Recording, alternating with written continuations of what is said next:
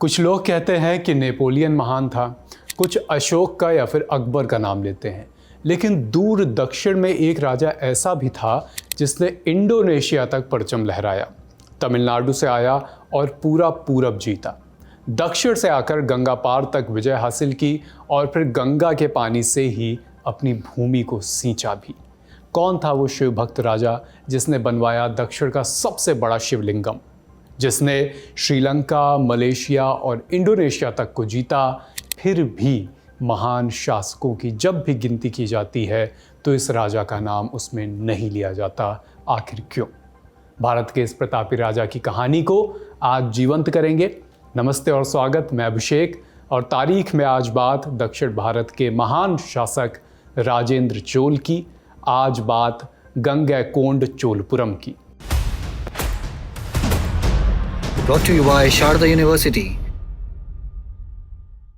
where the software engineer meets the cool UI UX designer. The world comes together at Sharda University. आपने नए वाले संसद भवन में रखा सेंगोल देखा होगा, एक किस्म का राजदंड जो भारत में सत्ता हस्तांतरण और न्यायपूर्ण शासन का एक ऐतिहासिक प्रतीक है। यह मूल रूप से चोल साम्राज्य से ही जुड़ा हुआ है, जहां नए राजा के राज्याभिषेक के समय इसे भेंट किया जाता था। Lords of earth and sea, a history of the Chola empire नाम की किताब में अनिरुद्ध कनिसेट्टी इस बारे में लिखते हैं कि जब चोलों का उदय हुआ तब पहली बार तमिल और तेलुगु तटों के विशाल क्षेत्र को एकजुट किया गया। एक तमिल भाषी साम्राज्य का निर्माण किया गया जो लगभग 300 वर्षों तक चला, उतना ही लंबा जितना मिडीवल पीरियड में उत्तरी भारत में आया मुगल साम्राज्य चला। दक्षिण भारत में चोल वंश के दूसरे दौर की शुरुआत विजयालय चोल ने की। राजधानी बनी थंजावुर, ये तमिलनाडु में पड़ता है। 985 ईस्वी में राज प्रथम के हाथों में जब कमान आई तो चोलों का विस्तार शुरू हुआ। राज चोल ने पहले तो दक्षिण के प्रायद्वीप पर पकड़ मजबूत की, फिर 993 में मन्नार की खाड़ी पार करके श्रीलंका के उत्तरी भाग तक पहुंचे। मन्नार की खाड़ी भारत के दक्षिणी तट और श्रीलंका के पश्चिमी तट के बीच पड़ती है। 1010 में उन्होंने थंजावुर में बृहदीश्वर मंदिर का निर्माण करवाया, जो धन धान्य युद्धों से मिलता उसे राज्य के विकास और भव्य मंदिरों को समर्पित करने लगे। बेटा ऐसा जिसे पिता के कदमों पर चलना था, लेकिन उसे अपनी भी छाप छोड़नी थी, इसलिए 1012 में ही राजराज चोल ने बेटे के पक्ष में गद्दी छोड़ दी। बेटे को अपने साथ शासन में प्रतिनिधि के तौर पर शामिल कर लिया। गद्दी पर बैठने के बाद नाम मिला राजेंद्र चोल। जैसे राज प्रथम ने अपने पड़ोसी राज्यों चेर, पांड्य और वेंगी के चालुक्यों को हराया और बगल में उत्तरी श्रीलंका का अभियान किया, वैसे ही राजेंद्र चोल ने भी देश विदेश के अभियान किए। यहाँ तक कि पिता के राजगद्दी पर रहते हुए भी राजेंद्र ने कर्नाटक से आंध्र के बीच बहने वाली तुंगभद्रा नदी के दक्षिण के छोर तक अभियानों की अगुवाई की। अभियानों की अगुवाई की मतलब यहाँ पर पूरे दमखम के साथ वो आगे बढ़े। 1014 आया। 1014 में राज चोल का निधन हुआ तो राजेंद्र ने परिवार को स्थापित करने की भी जिम्मेदारी उठाई। उनकी एक बहन थी, नाम था कुंदवई। ब्याह पड़ोस में वेंगी के पूर्वी चालुक्य नरेश विमलादित्य से हुआ। विमलादित्य की मृत्यु के बाद कुंदवई का बेटा राज नरेंद्र जब उत्तराधिकार के लिए आगे आया तो पश्चिमी चालुक्यों ने वेंगी को चुनौती दे डाली। कल्याणी उस समय पश्चिमी चालुक्यों की राजधानी हुआ करती थी और जयसिम्हा द्वितीय इसकी अगुवाई कर रहे थे। राजेंद्र चोला ने अपने भांजे के सिंहासन की चुनौती को अपनी चुनौती माना और चालुक्यों को रौंद कर वेंगी की गद्दी पर अपने भांजे को स्थापित किया। इसके बाद 1023 ईस्वी में राजेंद्र चोल ने सेना को उत्तर की तरफ मोड़ा। वेंगी के उत्तर उस समय सकरकोट्टम का राज्य हुआ करता था। इसके बाद दंडभुक्ति और फिर बंगाल को निशाना बनाया। सकरकोट्टम आज के बस्तर का इलाका है, वहीं दंडभुक्ति आज का बंगाल, उड़ीसा, झारखंड का सीमावर्ती क्षेत्र है। और बंगाल में तब पाल वंश के महिपाल प्रथम का शासन चल रहा था। महिपाल प्रथम को हराकर राजेंद्र चोल ने गंगैकोंड की उपाधि धारण की। हालांकि इतिहासकार नीलकंठ शास्त्री के अनुसार इसके लिए विक्रम चोल नाम के सेनापति को भेजा गया था। राजेंद्र चोल वापसी में गोदावरी के तट पर विजय होकर लौटी सेना से मिले थे। इसके बाद दो बड़े काम हुए। पहला काम, थंजावुर से राजधानी को गंगैकोंड चोलपुरम ट्रांसफर किया गया। ये शहर आगे करीब 2.5 सदी तक चोलों की राजधानी भी रहा।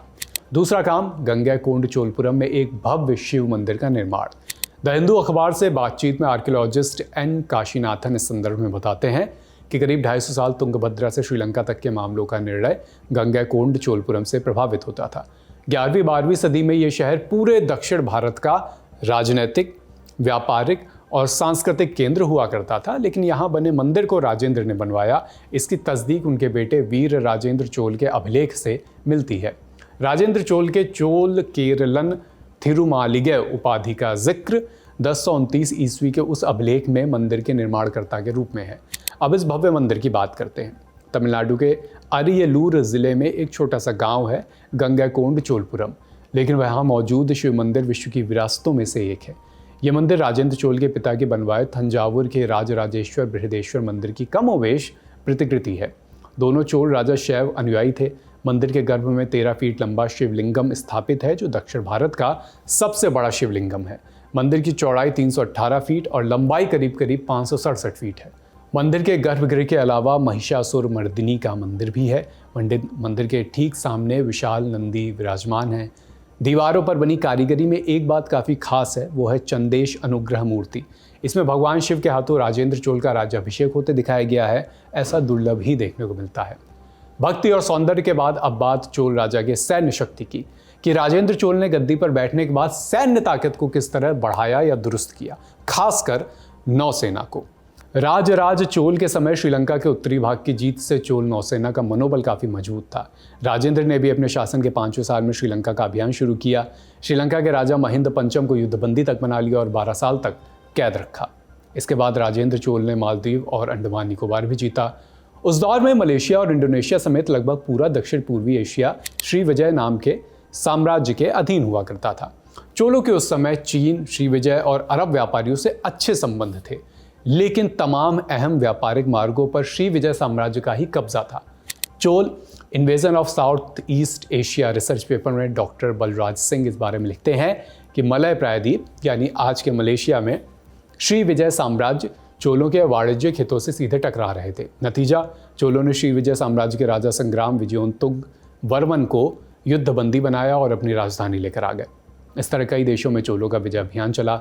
चोल इतिहास पर और जानकारी के लिए इतिहासकार के नीलकंठ शास्त्री की ये किताब आप पढ़ सकते हैं। किताब में शास्त्री लिखते हैं, 33 बरस के शासन में राजेंद्र ने शुरुआती अभियानों को आधार बनाया और चोल साम्राज्य को उस समय के सबसे विस्तृत और सम्मान प्राप्त हिंदू साम्राज्य के मकाम तक पहुंचाया। तिरुवलंगडू कॉपर प्लेट्स से राजेंद्र के गंगा सैन्य अभियान और मलय नौसैन्य अभियानों की पुष्टि होती है।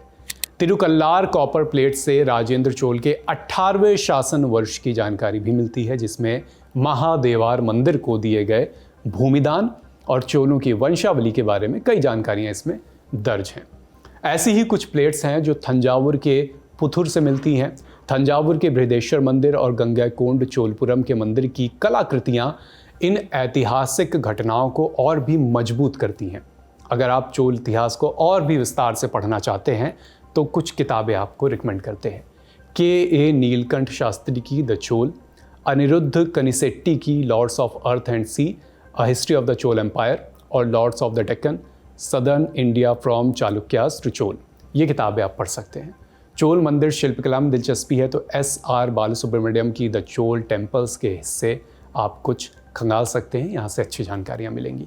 राजेंद्र चोल और गंगैकोंड चोलपुरम के मंदिर के इतिहास को आपके लिए समेटा था हमारे साथी अनुराग ने।